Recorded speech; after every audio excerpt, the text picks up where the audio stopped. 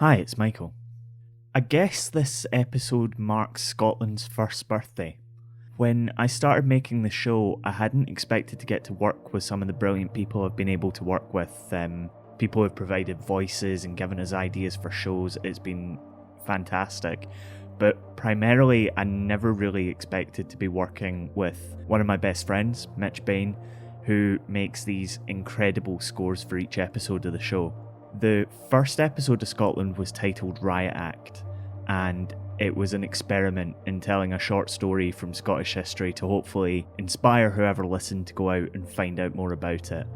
It was a wee bit ropey sound-wise, it was really ropey writing-wise, aren't they all? And I spliced in whatever free music I could find to make it sound roughly the way that I wanted it to. So to celebrate our birthday, Mitch and I have gone back through the original script to Riot Act and completely rewritten it, adding a new score and a wee bit of a different direction.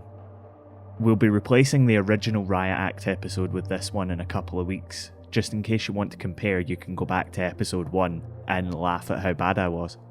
Anyway, without any more havering from me, here's Riot Act, rewritten and re-recorded as a thank you to every single person who's taken the time to listen to the show. We appreciate each and every one of you.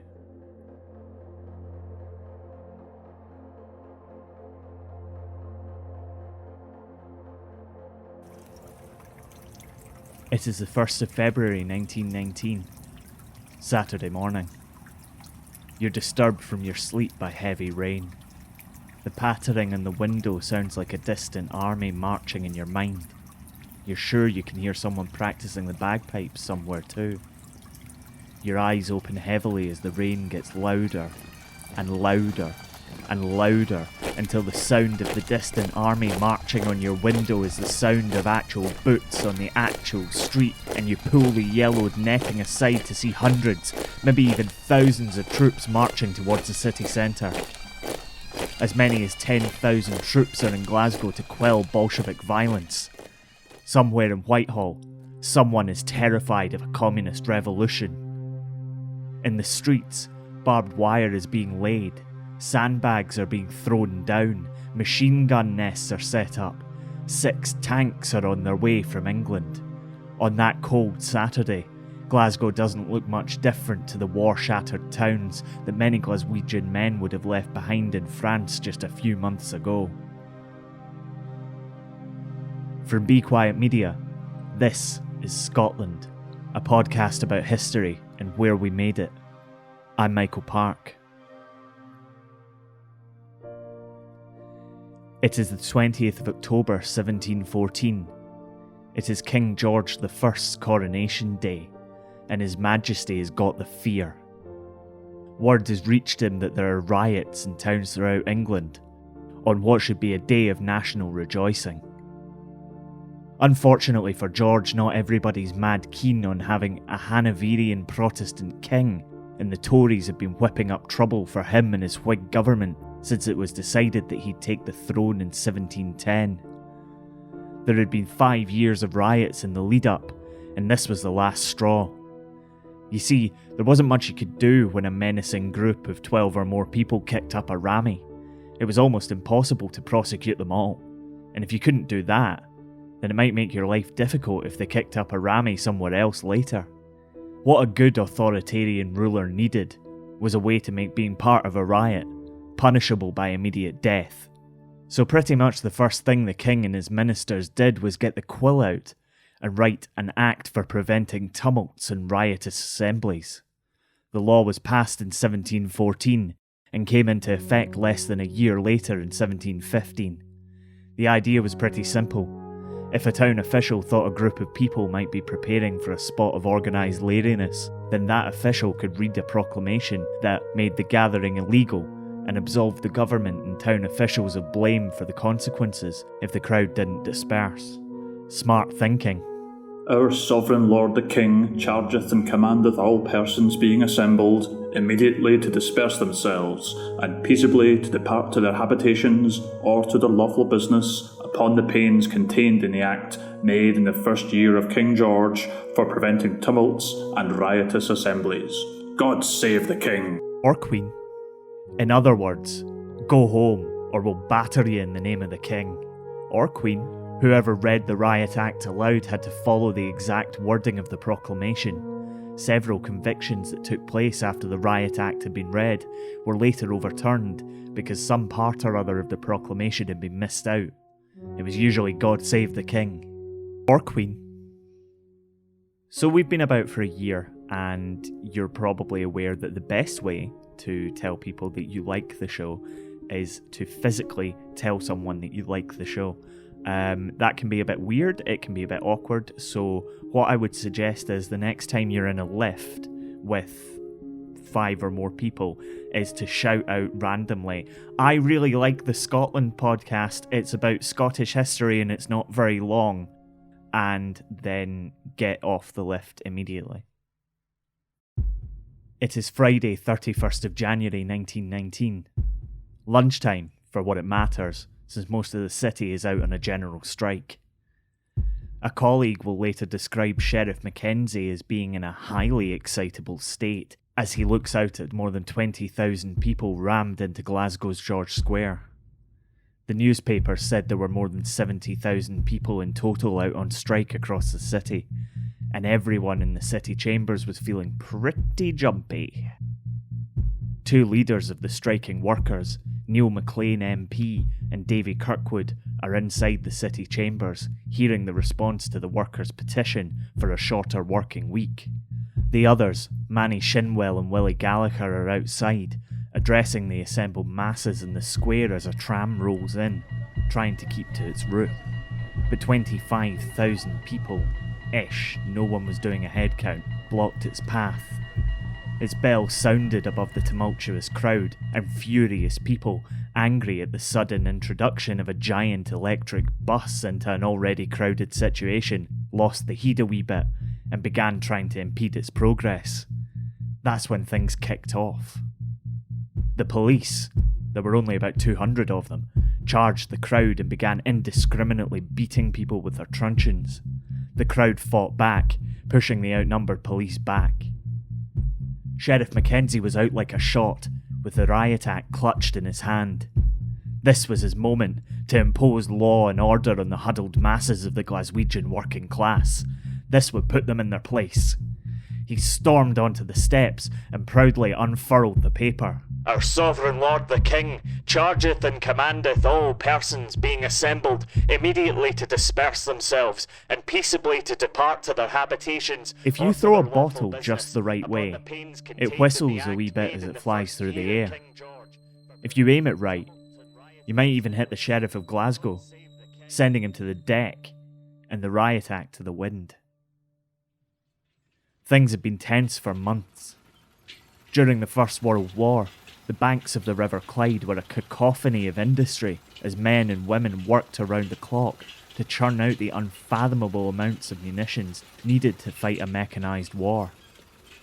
But after the war ended in November 1918, men coming home from the front were unable to find work, while those who had found employment on the Clyde during the war years were irked at still having to work a 57-hour week after the insatiable demand for killing machines had disappeared. The Clyde Workers' Committee, a group of shop stewards who stood up for workers' rights on Clydeside, and the Clydeside Independent Labour Party saw the solution as being a 40-hour working week. That would provide a better standard of living for those in work, and enough hours to provide jobs for those returning from the front. The captains of industry didn't agree. The CWC called a strike, demanding a change to a 40-hour week for all workers on the Clyde. 70,000 people joined a 4-day strike, and the CWC and ILP submitted a petition to the council with their demands. On the 29th of January, representatives of the Clyde Workers' Committee met with the Lord Provost, asking him to deliver their message to Parliament. They informed the Provost that drastic action would be taken if their demands were not heard.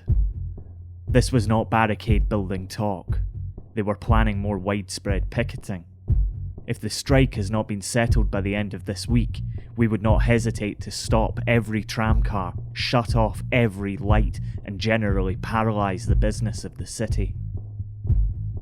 That's what brought 25,000 people to the steps of the city chambers on that Friday lunchtime. A petition, a request, asking for fairer working conditions and hours for people who had given their youth and their innocence on the battlefields of Belgium and France in the name of the king, or something. Many of Glasgow's police force were still called up to the army and still on active military duty. They weren't an effective deterrent to anyone trying to start a riot. By the time the fighting started and the iron railings that were once on George Square were being pulled up to make makeshift defences against police baton charges, the powers that be weren't thinking about the king. They were thinking about his Russian cousin, who had been shot in a basement by communist revolutionaries less than 2 years earlier. The establishment were jumpy. A Bolshevik uprising could happen here. It could be happening right this second. McLean and Gallagher are arrested, but are allowed to try and disperse the crowd. It works. For a bit.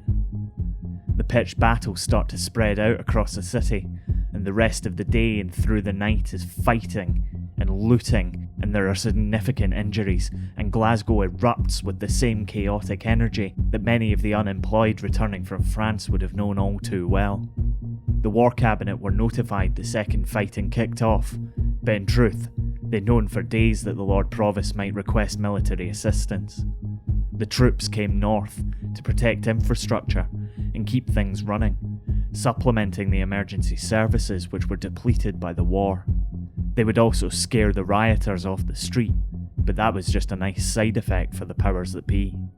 The only way the army could actively engage with the populace was if the War Cabinet declared martial law. They hadn't. They wouldn't. They didn't even discuss it. It is Saturday morning, and you weave your way through troops on the streets of Glasgow. As you get closer to the centre, some of them are warming their hands by fires, others are playing cards, some are even posing for photographs. Tanks would arrive on Monday, but they would be stationed in the cattle market and never brought out into the streets. The rioting was over, but the army remained until the end of the general strike. They were completely gone 2 weeks later. People will romanticise the story for a century, embellishing the tale with their own details and flourishes, but Bloody Friday, the Battle of George Square, whatever you want to call it, was just a police riot, not a military intervention. The official statistics list 19 police officers and 34 strikers injured. There were no fatalities. The leaders of the movement and 8 others were put on trial for their supposed role in inciting a riot. Only Manny Shinwell and Willie Gallagher were convicted. Shinwell got 6 weeks, and Gallagher received 5 months. Willie Gallagher went on to serve as the Communist MP for West Fife from 1935 to 1950. Shinwell went on to become a minister in Labour and wartime coalition governments, before eventually accepting a peerage and becoming active in the House of Lords before his death in 1986, at the age of 101. The Riot Act itself was only repealed in 1973, 259 years after it was first passed. Since rioting itself was no longer punishable by death, it made the whole thing a bit redundant, since the idea of speedy and effectual punishment for rioters is to fix bayonets, draw rapiers, or load machine guns, and send them to meet their maker. The 70,000 workers who had come out on strike eventually agreed to a concession, which would see them work a mere 47 hours per week. A bloody communist uprising in Glasgow was a very real threat to the establishment. But really, all the workers wanted were fair hours and security for their families.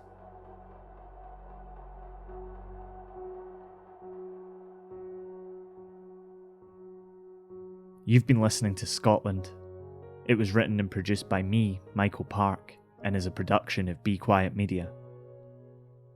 Thank you to Dr. Gordon Barclay and Sarah Kelly for their support on the original version of this episode. The human Fialka cipher, Mitch Bain makes the music for every episode of Scotland, and you can check out more of his amazing work by searching out Mitch Bain Music on Facebook. Paul Houlihan was reading the Riot Act. You can find out more about the show on our website, thisisscotland.co, and on Twitter, Facebook, and Instagram by searching Scotland, Scottish History Podcast. Thanks for listening. We'll see you next time.